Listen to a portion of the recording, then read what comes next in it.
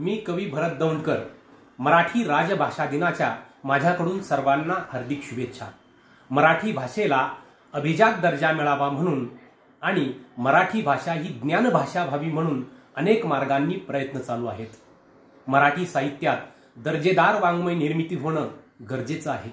कथा, कादंबरी, प्रवास वर्णन, ललित इत्यादी वाङ्मय प्रकारामध्ये नाविन्यता येणं फार महत्त्वाचं आहे. हे सगळं साहित्य फार पूर्वी मस्तकात होतं, मस्तकातून ते पुस्तकात आलं, आता पुस्तकातून पुन्हा लोकांच्या मस्तकात जाणं गरजेचं आहे. जोपर्यंत लेखक आणि त्याचं लेखन वाचकांपर्यंत पोहोचत नाही तोपर्यंत आपली मराठी भाषा ज्ञानभाषा होऊ शकत नाही. या निमित्तानं मला कवी प्रशांत असणारे यांची एक छोटी कविता आठवते.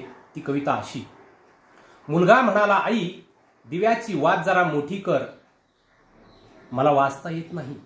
मुलगा म्हणाला, आई दिव्याची वात जरा मोठी कर, मला वाचता येत नाही. वडील म्हणाले, अगं दिव्याची वात जरा लहान कर, मला झोप येत नाही.